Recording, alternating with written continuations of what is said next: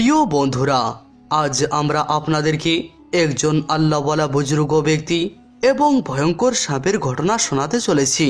যখন একজন আল্লাহওয়ালা বুজুর্গ ব্যক্তিকে বড় বড় ভয়ঙ্কর সাপের সামনে ফেলে দেওয়া হলো, তখন তিনার সঙ্গে কি ঘটলো তা বিস্তারিত জানার জন্য আজকের এই ভিডিওটি সম্পূর্ণ দেখুন।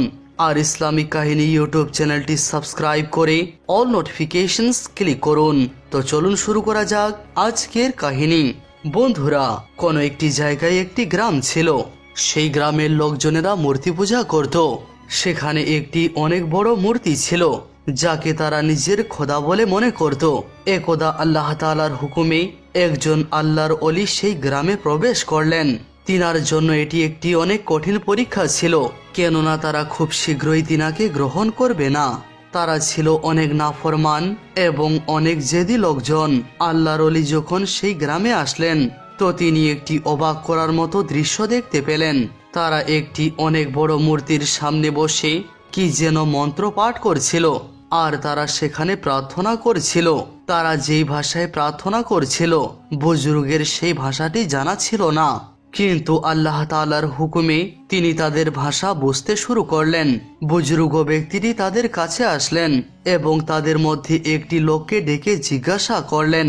সেই লোকটি বুজুর্গ বাবাকে দেখে অনেক বিস্মিত হলো, কেননা আজ পর্যন্ত সে এই পোশাকে কোনো ব্যক্তিকে এই গ্রামে দেখেনি। কাছে এসে সে লোকটি জিজ্ঞাসা করলো, বলুন আপনি কে, আপনি কি চাচ্ছেন, আর কি জন্যই বা এখানে এসেছেন? তো বুজুর্গ ব্যক্তিটি বললেন, আল্লাহ তোমার মঙ্গল করুন, কিন্তু তোমরা এখানে কি করছো? এত বড় পাথরের মূর্তিটির সামনে বসে তোমরা কি করছো? সে লোকটি বলতে লাগলো, এটি আমাদের খোদা, আমরা তার কাছে প্রার্থনা করে নিজের মনের আকাঙ্ক্ষা পূরণ করি। বুজুর্গ বাবা বললেন, তাহলে কি তোমাদের মনের আশাগুলি পূরণ হয়েছে? সে লোকটি বলল, হ্যাঁ অবশ্যই, আমাদের মনের আশা পূরণ হয়েছে। আপনি দেখতে পাচ্ছেন না, আমাদের গ্রামে কোনো কিছুরই কমতি নেই।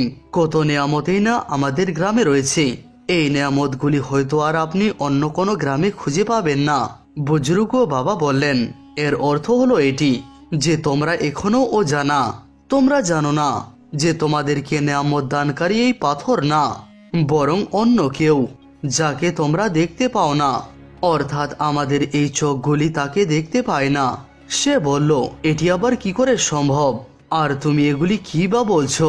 সেই বুজুর্গ বাবা বললেন, ভাইয়েরা, আমার কথা মেনে নাও, আল্লাহ এক, যার আমি এবং সমস্ত মুসলমান ইবাদত করে। তিনি সমগ্র বিশ্বের মালিক, ভূমণ্ডল নভমণ্ডল সবকিছুরই রব। আমরা মুসলমান, আমরা তারই ইবাদত করি এবং কোরআন শরীফ হলো আমাদের পবিত্র ধর্মগ্রন্থ। বুজুর্গ বাবার এই কথাগুলি শুনে সেই লোকটি বলতে লাগলো, দেখুন, যদি আপনি এই কথাগুলি বলার জন্যই এখানে আসেন, তাহলে দয়া করে এখান থেকে চলে যান। আমরা তোমার কথা মানব না, বরং আমি তোমাকে আমার সর্দারের সঙ্গে মোলাকাত করাচ্ছি। সেই লোকটি অসম্মানের সঙ্গে সেই বুজুর্গ বাবার হাত ধরে ফেললো আর তিনাকে তাদের সর্দারের কাছে নিয়ে গিয়ে উপস্থিত করলো আর বলতে লাগলো, সর্দার, সর্দার, এই লোকটি আমাদের গ্রামে নতুন বলে মনে হচ্ছে। এখানে এসে সে অদ্ভুত অদ্ভুত কথা বলছে খোদা নাকি এক, শুধুমাত্র তারই ইবাদত করো। তাদের আবার একটি পবিত্র ধর্মগ্রন্থ আছে, যেটির নাম হলো কোরআন। সমস্ত কথা শোনার পরে সেই গ্রামের সর্দার বলল, এ বৃদ্ধ ব্যক্তি, তুমি যাই হয়ে থাকো না কেন, তুমি শুনে রাখো যে আমাদের কাছেও আমাদের পবিত্র ধর্মগ্রন্থ আছে, আমরাও সেটি পাঠ করি। তুমি আমাদের সাফল্য দেখতে পাচ্ছ না? তুমি কি এটি দেখতে পাচ্ছ না যে আমাদেরকে কতগুলি নেয়ামত দান করা হয়েছে? বুজুর্গ বাবা বললেন, তোমাদেরকে অনেক কিছুই দান করা হয়েছে, আপনারা অনেক ধনী, কিন্তু তোমাদেরকে দানকারী এই পাথরের মূর্তি না, বরং তোমাদেরকে তো এই নেয়ামত দান করেছেন আল্লাহ পাক। তিনি এই দুনিয়া আর সমস্ত জাহানের রব। তিনি আমাদের আল্লাহ, আমাদেরকে তারই ইবাদত করা উচিত, যিনি এই দুনিয়া এবং সমগ্র জাহান সৃষ্টি করেছেন। গ্রামের সর্দার অনেকক্ষণ ধরে সেই বুজুর্গ ব্যক্তিটির সঙ্গে কথোপকথন করলো। আল্লাহওয়ালা ব্যক্তিটি তাকে সত্যের দিকে আহ্বান করলেন, কিন্তু সে অনেক জালিম এবং অহংকারী ব্যক্তি ছিল। সে সত্যকে মানল না এবং তার গোলামদেরকে হুকুম দিল যে এই লোকটিকে গ্রাম থেকে বের করে দাও, সেখানে নিয়ে গিয়ে ফেলে দাও যেখানে বড় বড় সাপগুলি রয়েছে। সকালে গিয়ে দেখতে পাবে যে তার সঙ্গে কি হয়েছে। সেই সাপগুলি তার হাড়গুলিও বাকি রাখবে না।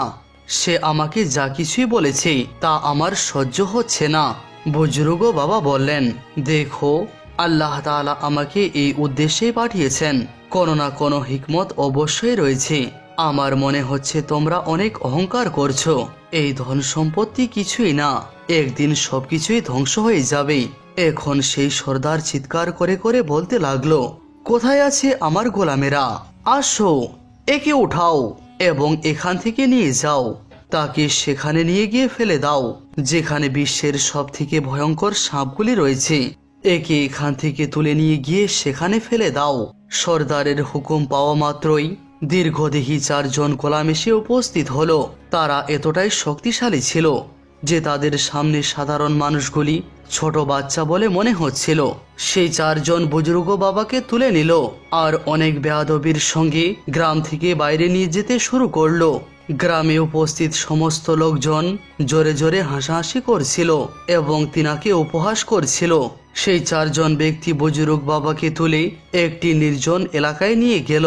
বুজুর্গ বাবা বললেন, তোমাদের সর্দার তো বলেছিল যে এখানে ভয়ঙ্কর ভয়ঙ্কর সাপ আছে, কিন্তু আমি তো এখানে কোনো সাপই দেখতে পাচ্ছি না। সেই 4 জন গোলাম বলল, তারা এমনিতে বেরিয়ে আসবে না, বরং যখন তারা বুঝতে পারবে আর মানুষের গন্ধ পাবে যে এখানে কোনো মানুষ এসেছে, তো ঠিক সেই সময় সেটি মানুষের উপর আক্রমণ করে এখানে আমরা তাদেরকেই এনে ফেলি যাদেরকে শাস্তি দেওয়ার প্রয়োজন হয়। আজ তোমার পালা এসেছে, যাও সেই ক্ষুধার্ত সাপগুলির ক্ষুধা মেটাও। বুজুর্গ বাবাকে সেই জঙ্গলে ফেলে তারা হাসতে হাসতে সেখান থেকে চলে গেল। তারা ভাবতে লাগলো যে আমরা কালকে এসে দেখব যে তার সঙ্গে কি হচ্ছে। আল্লাহওয়ালা বুজুর্গ ব্যক্তিকে তারা সেখানে ফেলে সেখান থেকে চলে গেল। বুজুর্গ বাবা বললেন, ইয়া আল্লাহ, আপনি সবার থেকে বড়, আপনার থেকে বড় আর কেউ না। আপনি সমস্ত জীব সৃষ্টি করেছেন। ইয়া আল্লাহ, শক্তিও আপনি বানিয়েছেন এবং কমজোরিও আপনি সৃষ্টি করেছেন। ইয়া আল্লাহ, এই সময় আমি দুর্বল, আর আপনার ধর্মকে প্রচার করার জন্য আমি সেই গ্রামে গিয়েছিলাম, কিন্তু লোকেরা আমাকে বেইজ্জতি করে এখানে এনে ফেলে দিয়েছে। ইয়া আল্লাহ, আমি তাদেরকে বদদোয়া দিচ্ছি না, কিন্তু আপনি আমার উপর রহম করুন। যদি আজ আমি এই সাপের খাদ্য হয়ে থাকি তাহলে আপনি আপনার হুকুম জারি রাখুন, আর যদি আমি আজ তাদের খাদ্য না হয়ে থাকি তাহলে তাদের মনের মধ্যে আমার ভালোবাসা জন্মিয়ে দিন। আল্লাহ তাআলা বুজুর্গ ব্যক্তিটির দোয়া কবুল করলেন। আর যখন সেই সাপটি তেনার দিকে অগ্রসর হচ্ছিল তো সেই সময়ে তিনি আল্লাহ তাআলার নাম নিচ্ছিলেন, আল্লাহ পাকের জিকির করছিলেন আর বলছিলেন, ইয়া আল্লাহ, যদি আমার মৃত্যু এভাবে লেখা থাকে তাহলে আমি এতে রাজি আছি। এখন ভালো এটাই হবে যে আমি কলমায়ে শাহাদাত পড়ি। এরপরে সেই বুজুর্গ বাবা কলমায়ে শাহাদাত পড়তে লাগলো।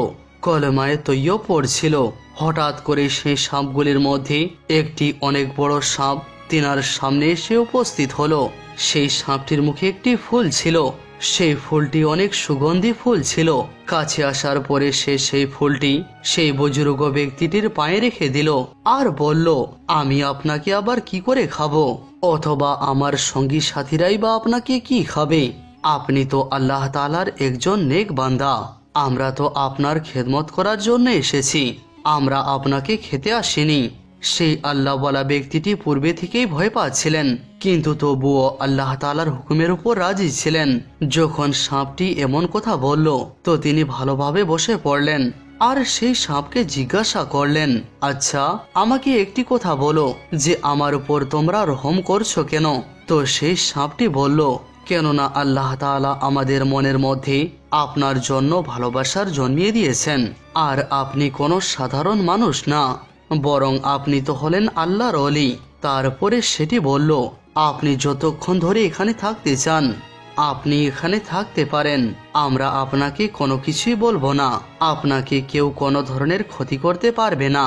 বরং কেউ যদি আপনার উপর আক্রমণ করে, আপনাকে ক্ষতি করার চেষ্টা করে, তাহলে আমরা তাদেরকে ছাড়ব না। বুজুর্গ বাবা বললেন, আল্লাহ তাআলার যেটাই হুকুম হবে তোমরা সেটাই করো, কেননা এসব আমার অধীনে নেই, সমস্ত কিছু আল্লাহ তাআলার অধীনে রয়েছে। এটি বলার পরে বুজুর্গ ব্যক্তিটি নিজের এবাদত শুরু করে দিলেন। সম্পূর্ণ রাত তিনি আল্লাহ তাআলার এবাদত করে কাটালেন। এক মুহূর্তের জন্য তিনি বিশ্রাম নেননি। যখন সকাল হলো তো সেই গ্রামের সর্দার পূর্বের সেই 4 জন গোলামকে হুকুম দিল, যাও গিয়ে দেখো সেই বৃদ্ধ ব্যক্তিটির হাড়গুলিও বেঁচে আছে কিনা, না সাপ আবার হাড়গুলিকেও খেয়ে ফেলেছে। সেই 4 জন ব্যক্তি হাসতে হাসতে সেই জঙ্গলে গিয়ে উপস্থিত হলো। তারা সেখানে গিয়ে দেখতে পেল যে বুজুর্গ ব্যক্তিটি সেখানে আরাম করে শুয়ে আছে। তার মাথার পাশে একটি অনেক বড় সাপ বসে আছে, তার মুখে একটি সুগন্ধি ফুল আছে, আর সে সেই ফুল দিয়ে আল্লাহওয়ালা ব্যক্তিটির উপর বাতাস করছে। তারা যখন এই অদ্ভুত দৃশ্যটি দেখল তো তারা অবাক হয়ে গেল। এই দৃশ্যটি দেখার পরে তারা দৌড়ে সর্দারের কাছে গিয়ে উপস্থিত হলো আর এসে বলতে লাগলো, সর্দার সর্দার, সেখানে গিয়ে দেখুন মানুষ খেকো সেই সাপগুলি সেই বৃদ্ধ ব্যক্তিটির খেদমত করছে, তাড়াতাড়ি চলুন সর্দার। সর্দার যখন তাদের কথা শুনল তো সেও অনেক বিস্মিত হলো, এটি আবার কি করে সম্ভব। লোকজনদেরকে সঙ্গে নিয়ে সেই জঙ্গলে গিয়ে উপস্থিত হলো। সেখানে গিয়ে তারা দেখতে পেল যে সেখানে বুজুর্গ ব্যক্তিটি আরাম করে শুয়ে রয়েছে, আর সাপের সর্দার পাশে বসে সেই বুজুর্গ ব্যক্তিটিকে বাতাস করছে। সর্দার বলল, এটি আবার কি করে সম্ভব। তারা তাদেরকে সাহায্য করার জন্য তাদের মূর্তিগুলিকে ডাকতে শুরু করলো, কিন্তু সেই জীবনহীন মূর্তিগুলি আবার তাদেরকে কি করে সাহায্য করবে, তাদেরকে তো তারাই বানিয়েছিল।